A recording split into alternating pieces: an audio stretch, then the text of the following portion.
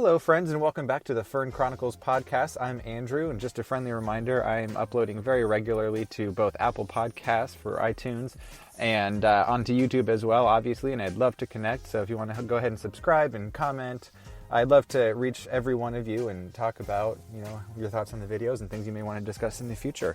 That being said, I'm going to go ahead and jump into this episode number 6. I'd like to talk to you actually about traveling to Italy. This is something that I've recently done, and I had some pointers that I wanted to bring up because I had expectations, when I was entering the country. You always have these romanticized ideas of how things are going to be. Sometimes reality smacks you in the face. Sometimes things are better than expected. But nonetheless, there was quite a bit that I wanted to talk to you about. So the first things that I kind of started thinking about as I was traveling is obviously it's in a very different time zone. And I wasn't going for a super long period of time. I was only there for about a week, and I didn't want to waste a single day,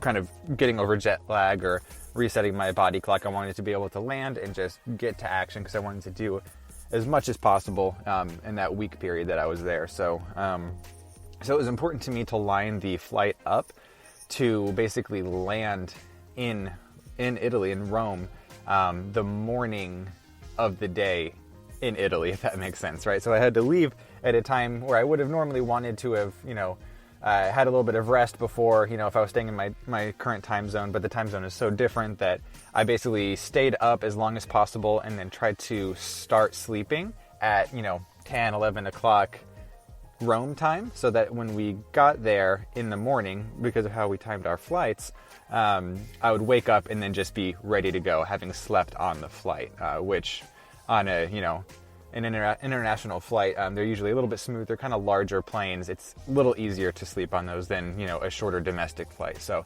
that was easy, and that really made a huge difference. So getting your body clock aligned ahead of time is a great tip from me that, is going to really help keep you ready to roll and is not going to waste any time, which, like I mentioned, was something that I was really concerned about, and that worked out really well.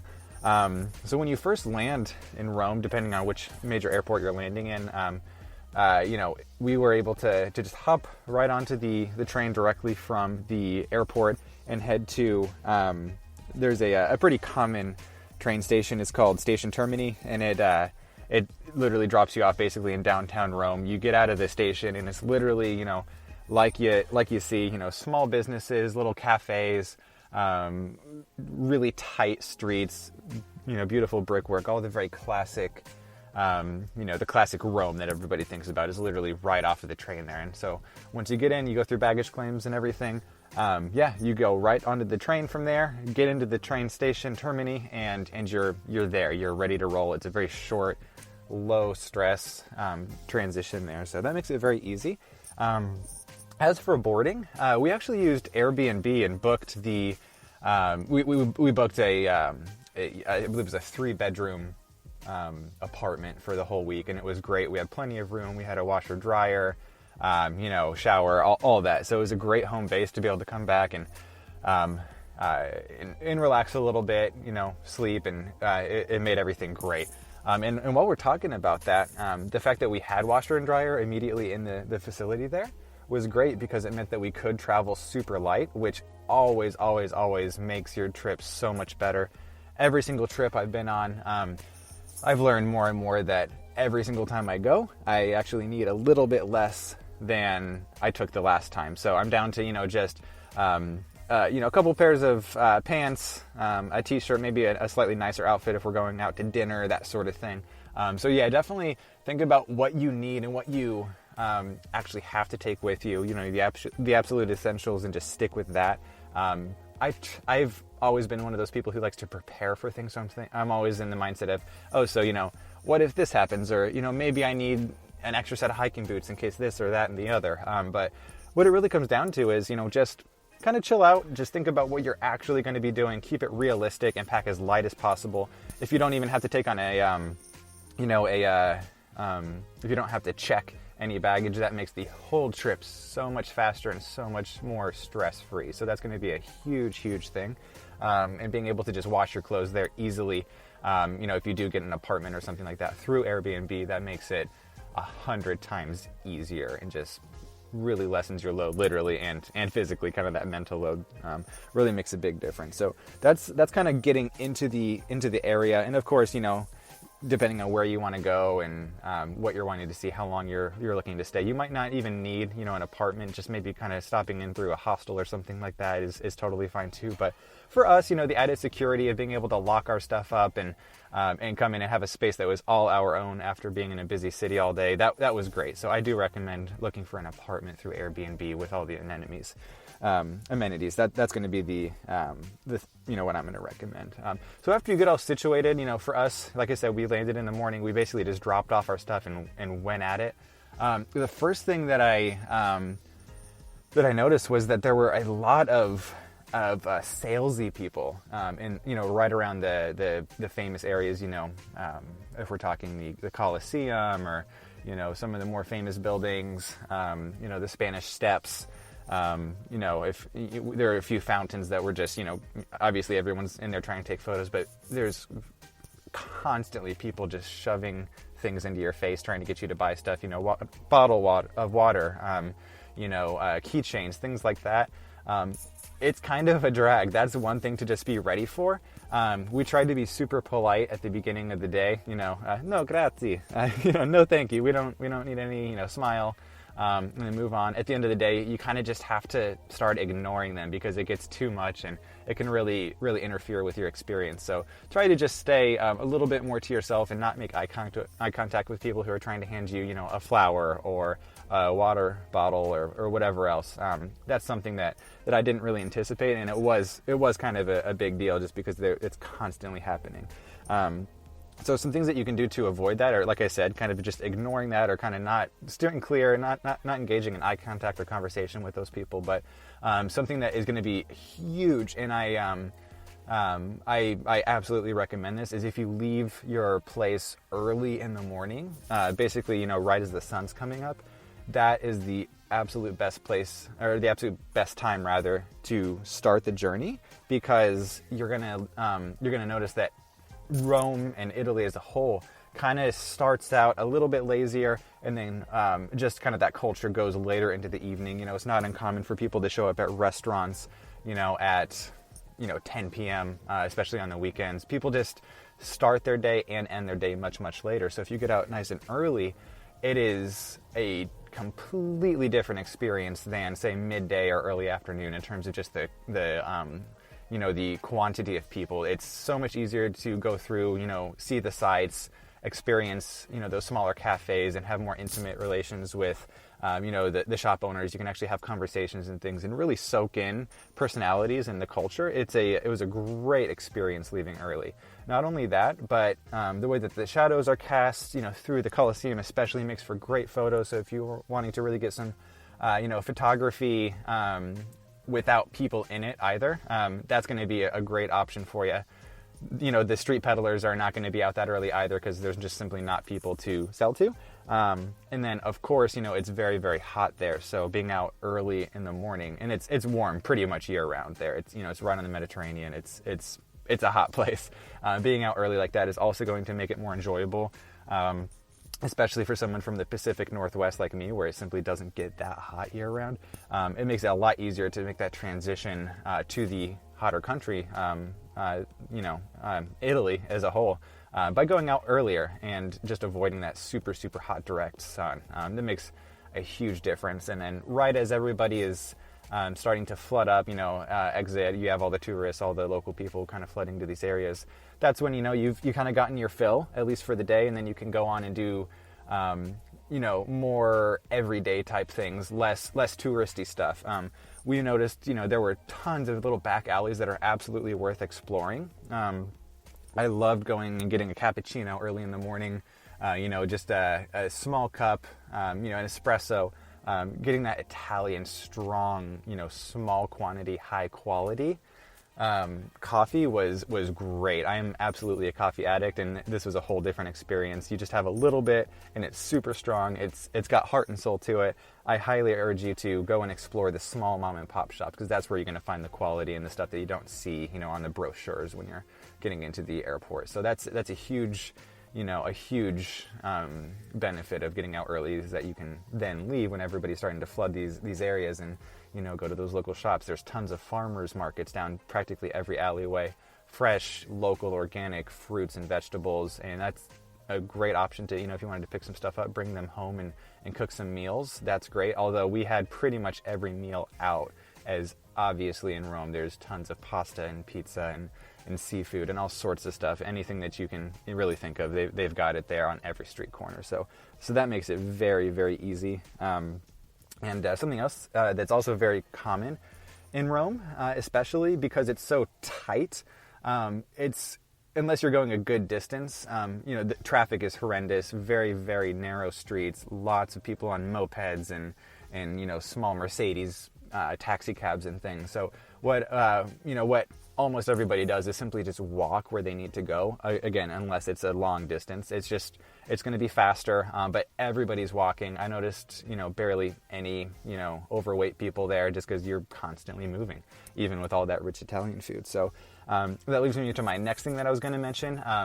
Definitely go with functional, comfortable shoes. And I get, wanting to look good and having that fashion sense in terms of your shoes, but there's definitely a balance. Try to find form and function with your shoes because I can speak, for myself and my wife. We got some blisters those first couple of days that kind of just hung on for the rest of our time there. So definitely get shoes that you can walk, miles every day on cobblestone and concrete, very hard surfaces in the heat. Get comfortable socks, but most importantly, this is something that a lot of people do not do, myself included. I'm guilty of this very often before travel. Make sure you get the shoes ahead of time and wear them consistently on long walks before you go, so you can both break in the shoes so that they're ready to go and break in yourself, so you build up those calluses and your fascia on the bottom of your feet. It's something that isn't really talked about too much. Just make sure that you are in good enough shape to really enjoy that and not just be super, super tired and worn out with sore feet and sore legs and lower back and all that. Just be ready to get up and go, because you're going to want to make the most out of this trip. So that was very important. Another thing to think about as well is what you're carrying with you. I'm super into photography and sort of collecting stuff wherever I go. I always bring home a couple of little trinkets and that sort of thing. You may want to consider getting a lightweight, very well ventilated, just kind of day bag, a travel bag. I'm a big fan of this company called Osprey. They have very well ventilated, backings where there's basically this piece of mesh between you and the backpack, and then the bag itself is pushed away an inch or so from your back, which allows airflow. Makes a huge difference, and it also is going to spread the weight out across your back, so you're not having pressure point. And you can wear that bag literally all day and kind of forget that it's there. And that's going to allow you to, bring your camera gear with you. You can keep your wallet, your phone, and all that right in your backpack. It's secure. It's ready to go. And that is really going to make it a lot easier to not have like a single shoulder sling for your camera that you're carrying around. That can become a huge pain. And then, of course, I mentioned the water being peddled to you. There's a reason that people are selling water, because it is hot and people just aren't quite ready for that a lot of the time when they get there. So bring, one of those big Nalgene bottles, or, a bottle that, you can kind of continually refill during the day. You can share with your group if you want, if you're with your family or a significant other or whatever. Carrying that in a backpack makes it so much easier than just having a bottle with you. So just having a backpack so your hands are free and you're not thinking about what you're holding and, what's in your pocket and all that. It just makes it easier to have all of your stuff just in one bag, makes it secure, and everything is great. Another little pro tip, if you are going to be doing public transport, I do highly recommend, especially in the touristy areas, to wear your backpack on your front and put your back against, a wall or a seat. Because, Rome is, I wouldn't say known for pickpocketing, but in these areas with high tourism, people do, have, a card taken out of their bag or something like that. So just keep everything in sight in front of you there where you can keep an eye, and it's no problem. So that's great. And another thing that, is probably very popular, and I'm sure you've heard about, is the Amalfi coast there in Italy. It's on the coastline. It's this cliff. It is absolutely beautiful, super warm, crystal clear water. everything that I mentioned about Rome also applies to the Amalfi Coast. If you are going to be making that trip, especially from, that main area in downtown Rome, it is a good distance, but get there early because tons of people are going to be flocking there. And if you don't get there on time, there is not going to be parking, and you would have made that trip for basically no reason. You would have to actually walk a very long time to be able to get to that kind of coastline area and actually explore and take the cafes and the scenery in and all that. So get there early to get parking, and honestly, just pay for a parking garage. They are more secure that way. You have security in terms of like nobody's going to break into your stuff. You're not going to have your rental car, dinged or anything. Nobody's going to run into it on those really, really crowded streets. And if you do get a rental car, as long as you have your full driver's license, it's not an issue. It's super easy. Insurance is pretty cheap there.